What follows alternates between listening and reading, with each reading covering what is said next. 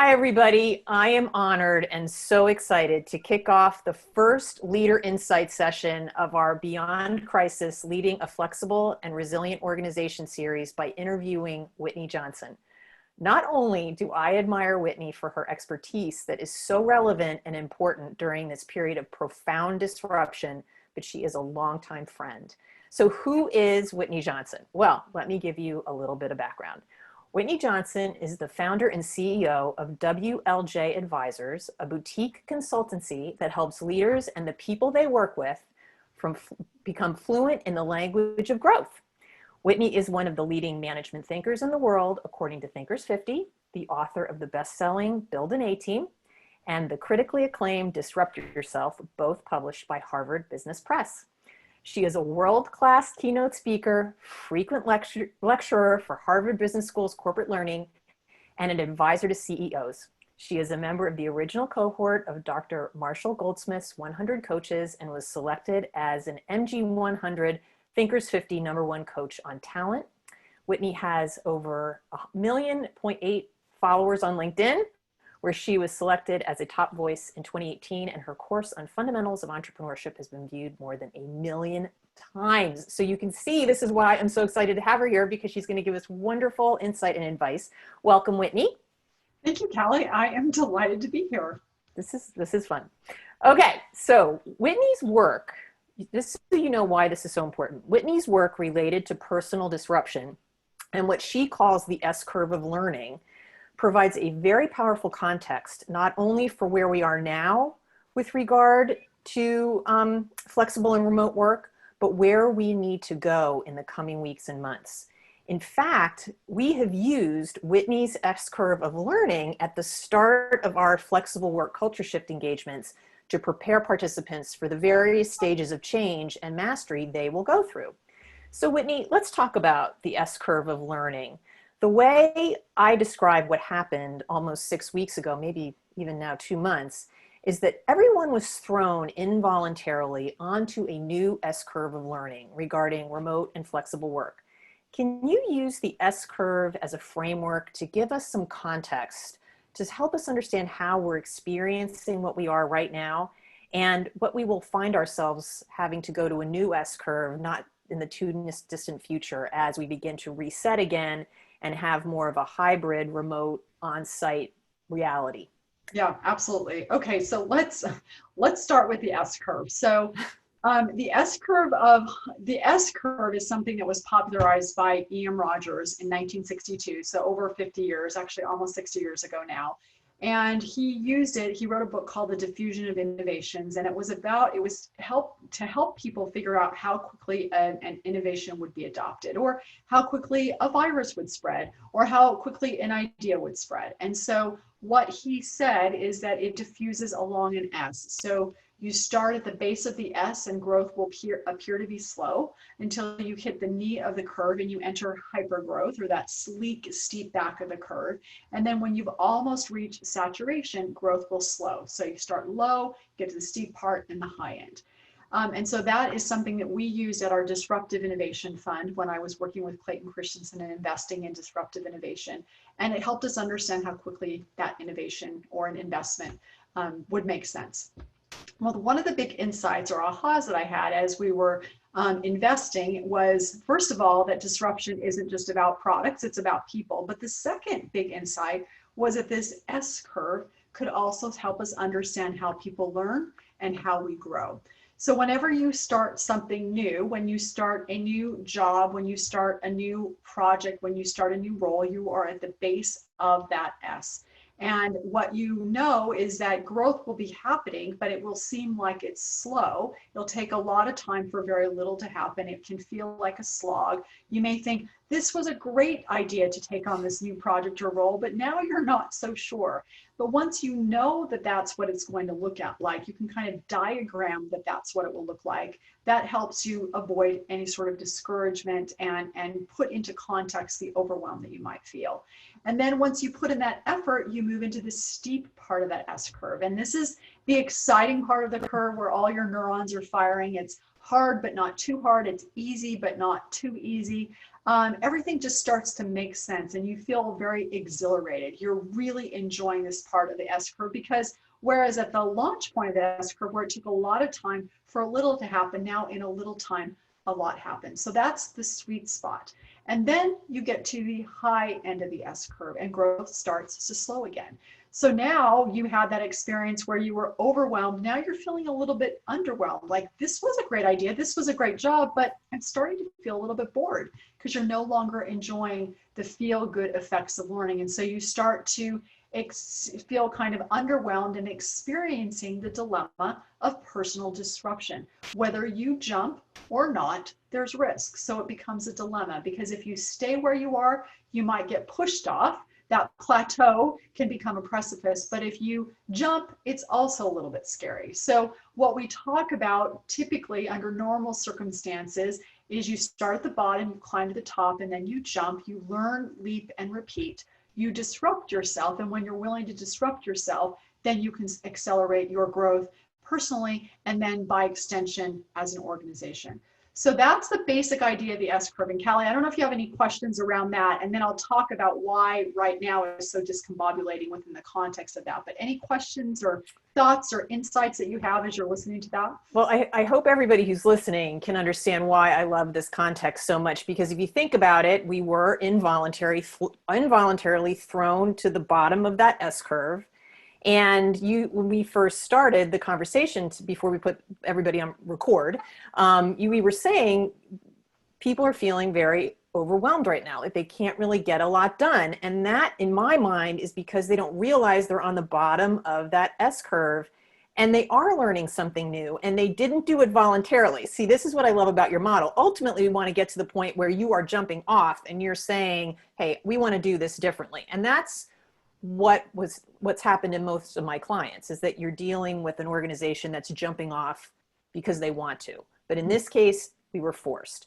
But you now know you're down here. If you stick with it, and that's what I want to talk now about what we do as we keep moving through the different the cycles of what this is going to be, because we're right now many people primarily working remotely, or they're working in jobs where their jobs have been redesigned to accommodate as much social distancing as they can.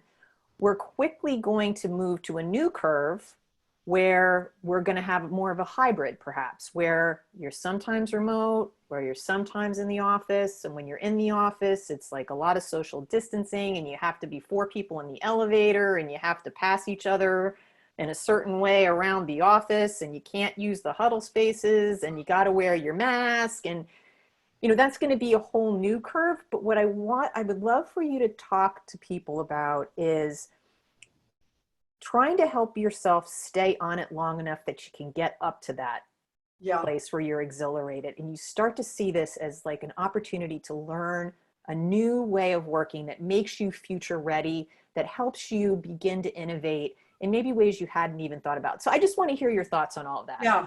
Okay. So let's get to that in a minute. Let's go back down to the launch point just a little bit longer. So one of the things that's happening for all of us is, you all are having this experience where typically in an organization and in life, when you're on the launch point of an S curve, you're one of a handful, right? What we've seen in our research is when you're structuring a team, ideally you're going to have 70% of your people in the sweet spot and 15% of your people at the high end of the S curve and 15% of your people on the launch point of that S curve. And so as you're structuring a team or an organization, or even in a family, that's what it looks like, right? You've got this mix, this amalgam that allows you to be high growth, but also have some stability. Well, what you've had happen now, as Callie was saying, is that I'm talking to you, the audience, I'm talking to you, Callie, as well. This notion that, like, as you said, we've all been pushed, and we didn't get to choose, and we also didn't have to choose, right? We're all here. Oh, yes. But what happens there is that you don't have anybody to sort of show you what to do. Under ordinary circumstances, you start to chunk things. So you're like, okay, well, Here's how I do my work. I get up in the morning and then I drive to work, or I get up in the morning, I go to my computer, my children go to school. So you've got this whole routine, and you chunk. And so your brain doesn't have, there's a lot of things prior to COVID-19 where you just were on automatic. So that freed up a lot of bandwidth in your brain to think about other things. Yep. Well, now none of that is automatic. I mean, simple things like I need some groceries to cook dinner. That's not a simple task anymore. Now you have to think about, are you going to wear a mask, and do you wash your hands, and when can you go to Walmart because only a certain number of people can be in there at a time. So part of what's happening for us psychologically and emotionally is that we don't have enough. If you think about your computer has to buffer, we don't have the buffering capacity. Yeah. Our brain is trying to process all of this. And so that's what's happening for us, generally, and this goes back to, and then Cali, maybe you can talk about what this means for you from a work perspective, for us to be on the brand new part of the S curve in terms of working from home. And let's sort of play out the working from home S curve, and then we can jump to the next S curve of what do we do next. So I'm curious, is what are you saying to people who are trying to figure out this work from home piece? Well, that's why we're doing our 6-week series of 6 weeks to flexible work and life success. We just finished the second week. Okay. I'm doing live webinars, so Tuesdays and Thursdays from 12 to 12:30, and we're covering the key components, the insights that people need to bring to put order around what right now seems very chaotic, doesn't have any sense of structure to it. And the fact that I love the fact that you explained that when you're doing this intentionally, there's a certain percentage that's moving up different parts of the curve at different times. A lot of people are all down here, managers, teams, individuals. So you can't really lead each other. But with some training and a little bit of guidance, we can begin to formulate. And I think people already are. I mean, I think people are starting to adapt pretty quickly. I'm talking to leaders who are shocked at the jobs that people were able to do remotely, that they would have said never in a million years. So I do see some creeping up the curve, which is exciting. And I do think if we can hang in there, okay, here's my question. We are going to have to hang in there is what I'm saying, because I think there's a little bit of magical thinking still going on that we can just go back to the old curve, and we're not really going to be able to do that. So how do we stay on a curve where we are learning, where we're having to stay in that uncomfortable place where we're kind of getting reorganized? How do we do that? And then how do we basically get ourselves prepared to jump to jump consciously to the next curve versus resist it? Okay, so I love that. All right, so if you think about kind of the metaphor, we talked about the S curve and thinking about it kind of like a wave. So basically what we've all figured out and really have probably at this point figured out is how not to drown in this disruption, meaning we're working from home, we're managing that. The challenge for us right now, I think, is we're to the point where we're in the swell of that wave, and there's the tendency potentially just to rock back and forth and not make any progress and move up to the top of that S curve where we're really mastering what it is like to work remotely 100%. And I think that's the challenge where we are right now, is how do we move out of where we're sort of just managing into that sweet spot and get really good at it and really capable at it. And so that's where we are right now, is I think for most of us in the sweet spot. And then what are we going to do at the high end? And it's exciting to figure that out. I remember, when this first happened, and I'll just give one example from our business, is that we were going to do this on-site train the trainer training for a financial services firm. And we were going to do it all in person, and we're not going to do it in person. But we pivoted, and they didn't even have the technology. They didn't have Zoom set up, but now they do. And we ended up doing, one webinar, and then we did a training, and then another training a week later, and then another training a week later. And you know what? It was better, I think. Great. I think it was better because we spaced out.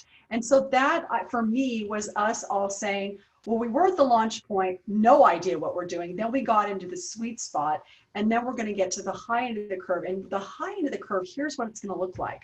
And I already can feel it coming on for me. It's I travel a lot for work. I'm on the road all the time. Guess what? I haven't been on the road for 7 weeks. Ooh, I kind of like that. Yes, it's true. 30% of my business is gone because I'm a speaker, but gee, I really like working from home. And so what happens when you get to the top of that S curve from a remote work perspective, I like having my children around all the time. We're going Yes. to get to the top. We're going to get comfortable. We're going to really like it. And then guess what? It's going to be time to figure out how to jump to that next S curve, which you're going to talk about in just a second, Callie. But where the new world is, well, we don't do exactly what we did before, but what does that look like? Because it's going to be some sort of hybrid, as you said. Yep. But we're going to have to be willing to jump back into that new and prepare for that and look at it and adapt to it, just as we've had to adapt over the last couple of months. And you know what I love about your story is you're pointing out, now I don't want to in any way, and I know you believe this too, I don't want to in any way minimize how difficult this has been for Oh, people at all. So when I say no. what I'm going to say, I want everybody to know we both fully acknowledge how difficult a lot of this has been. So that being said, I do love the fact that you're pointing out some of the ways that you've grown and have had to pivot in that lower end of this new curve that will ultimately serve you as you now move to the next curve and create whatever that model is going to look like for you, which is probably going to include some degree of virtual learning, correct? Right. Oh, absolutely. Yeah. Yeah. I think, Callie, I think it's really important that you said that, because I think, and actually let's talk about this for a second, because I think it's really important, is that there are lots of different ways that we can approach something like this, the experience that we're all having. There can be the denial piece, which none of the people who are on are in denial. There can be the pessimist piece of the world is going to end. There can be the optimist piece, so much so that everything's going to be okay. And I think, depending on the day, we kind of, swings, whiplash back and forth between the two. I am of the opinion that this is very hard, and hard for everyone in different ways. I am also of the opinion, and John Maynard Keynes said this, is that the social object of investment, and I use investment very broadly, is to defeat fear. And that the only way forward for us is to think about what we believe, what future we want to create. If we want to create a future that will be terrible, guess what? We can create it. If we want to create a future of what work looks like, of what our work life looks like, we get to create that. And so I think it's important that we put a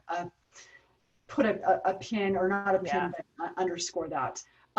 Okay, so now I lost my train of thought. Well, no, I'm glad that you brought that up, because I do think that people are, hopefully, my hope is that people are going to start to take some time at the moment. We're kind of past the whole sort of chaotic, let me just survive kind of, to say, what have I learned? Like, what am I now knowing how to do? Because I just got off a call with a leader that we're starting a project with. He's so great. He's like, I am seeing this as an opportunity to just move forward and get past all the resistance that has been there, that's kept us from reimagining our workplace. And let's just build on this and move forward.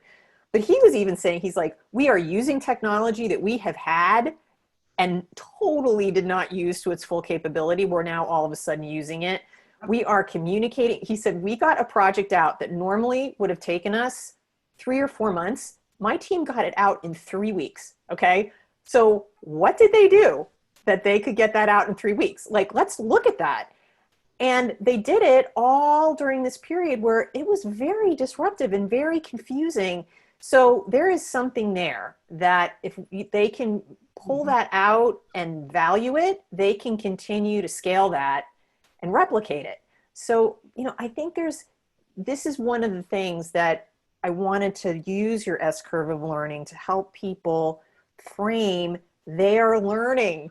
Yeah, exactly. And I think what I love about what you just said is you had asked, or kind of implied, or that this question of, okay, well, we're going to just get up to this S curve, and then it's going to be time to jump to a new S curve, and what do we do? And I think it's a muscle, right? Yeah. It's a school of experience. It's a skill, that ability to move up a curve, to learn, and then leap and repeat.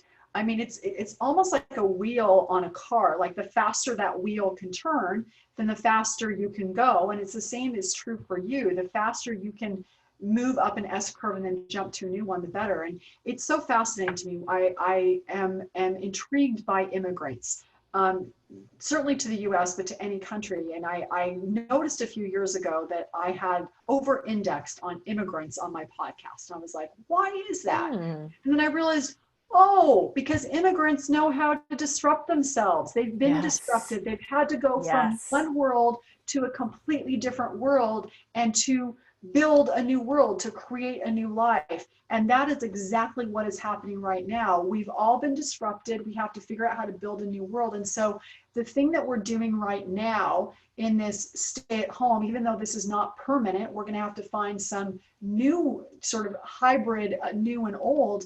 We're building a muscle. And so that Yes. muscle, even though we're going to have to adapt, is going to hold us in good stead if, as you said, Callie, we can be in this moment of every single day reflecting on what we're learning. And I will say, I know for me, it's really uncomfortable. Like I have days where I think, wow, I didn't get done what I thought I was going to get done. I probably got triggered 5 times, and triggered not in the good way, in the, oh, I feel, But if I'm willing to take the time and say, okay, I did these 5 things well, let's do more of that. And that didn't go well. Why didn't that go well? Reflect on that, iterate faster, because there's so much that's changing. For those of us who are willing to take this opportunity, we are going to, we've stepped back, we're going to slingshot forward. And so, and we've seen this throughout history. Whenever there's a major disruption, hard, terrible, tremendously difficult things happen, but the world has taken a slingshot forward. And so the question for all of us is, okay, are we going to disrupt ourselves as we move forward? Or are we going to be disrupted? And I hope that everybody listening to this podcast, actually, I hope everybody on the planet makes the decision to disrupt themselves so that we can all slingshot forward. So talk for just like 2 more minutes before I let you go, because I know you're so busy and I so appreciate your time today. So talk a little bit more about that concept of slingshotting forward. Give us a couple of examples of what that could look like. Because I just love that concept, because I do Yeah. think that's true. Like if you can stay in this moment and be in that discomfort and know you're on the lower end of a new curve, and it's supposed to feel uncomfortable, and you aren't necessarily supposed to be getting everything done the way you did, because you're learning and that's pulling you up the curve, Yeah. and it's going to make you stronger and better. Tell us what that slingshot could look like. Yeah, so I mean, there's some very simple examples of, like, you bring a fist back to punch, and you crouch before you jump. So there's a lot of energy that comes when you take a step back and you pull a slingshot back and it moves forward. You think about this idea of when you take a rest, you do a tech Shabbat. That time that you spend recharging allows you on Monday morning to just come out of the gate. You think about anybody who's running a marathon. They run, they walk, they run, they walk. That walk gives them the energy to move forward. You think about in your career, I know for my own career, I was working on Wall Street. I was in investment banking. I took a step back to move into equity research. Turns out that was a career maker. It allowed me to slingshot forward. I think for people who are thinking about the workplace, it would have been a lot harder for most companies to figure out this hybrid around work-life fit and remote and flexible. And I was just having a conversation with a fellow yesterday, who's around 60 years old, and he's always had this way of, you get up, he comes from the Yep. accounting industry, and you go to work. That's just what you do. And I Mm-hmm. said, what's going to be different? And he said, I've realized that people can be really productive not Yes. coming into the office every day. And Yes. so now all of a sudden, so before it's like everybody goes to work every day. To change that, to take that step back when we got all the neural pathways, just you go to work, would have been Mm-hmm. very, very difficult. Now you've got everybody at home. The neural pathways have shifted to have some type of hybrid solution, is a lot easier. So that push back of having to all be at home can be a slingshot forward, Yes. because the reconstruction of the pieces, or how you reassemble the puzzle, it's much easier when it's already disassembled, as opposed to having disassemble and then reassemble. It's super exciting. There she is, the brilliance. This is exactly what it is. Exactly. Is that we now can reassemble it. Because before, you had to be just a naturally visionary leader who was willing to say, let's just do this differently. And those are rare. I mean, rare people. Now we all have an opportunity to be visionary leaders. And thank you, Whitney. This is perfect. I hope everybody has found Whitney's S-curve of learning as valuable a context for all of this as I do. And, let's just keep moving forward. We're getting ready to move into this next phase as leaders, as teams, as individuals. And let's stay on the curve. Let's not have the default to say, I just need to go back, because to go back, we won't have that opportunity to slingshot forward and keep doing the learning. And we will ultimately end up not only healthy and safer, but with just more future ready, just more innovative organizations and just higher up on the curve. And it's going to be, I think, ultimately will help us thrive, is what I think. Agreed. 100%. Anything you'd like to say? I think the only thing that I would say is, when we think about disruption, ordinarily it's like so exciting, and the textbooks never tell you that it's scary and lonely. So Yes. as you're trying to just move through this, give yourself some grace. And Absolutely. when you get scared and you have hard days, because you will, just acknowledge that it's normal. And be patient with yourself and be patient with the people around you, because we're all on that launch point of the S-curve. And if we're kind to ourselves and kind to the people around us and recognize that we're all really trying to do our best, it won't feel quite so scary or quite so lonely. I agree. And probably more likely we'll stay on the curve. Yes. Absolutely. Right? Is if we're good to ourselves and we're patient, for sure. Well, you have just written a wonderful article with your partner, Amy Humble, that just came out on HBR that I think articulates a lot of what you just said beautifully. And I will share that with everybody with this video, because I think it's really fantastic. So thank you, Whitney. Thank you. Thank you very much. Well, Whitney Johnson, thank you. And everybody, this is the first of what hopefully will be many more Leader Insights, but I can't think of a better person to start us off. Whitney, where can everybody find you? The best place to find me, I'm thinking about the conversation that we're having. So first of all, all of you who are listening, we actually had Cali on our podcast not too long ago. So Cali, maybe include that, because then I will. That will be helpful for people. And I think if you're interested in understanding more about this idea of being calm amidst the chaos and understanding the S-curve, we have a download that you can get. It's whitneyjohnson.com/calm, CALM. You can download that, and that will walk you through some of what we discussed today, give you suggestions on podcasts and books that you can read in order to more effectively climb the S-curve that you're on. Very, very good. And she is on LinkedIn Live. Is it Tuesdays and Thursday mornings? Thursdays at 9 a.m. At 9 a.m. And it's fantastic. So check it out if you want to have a little bit of encouragement to start your day as you stay on the curve, as we stay calm and stay on the curve. I urge you to tune in. She's always great. So Whitney, thanks again. Oh, thanks, Kelly. Take care. Take care.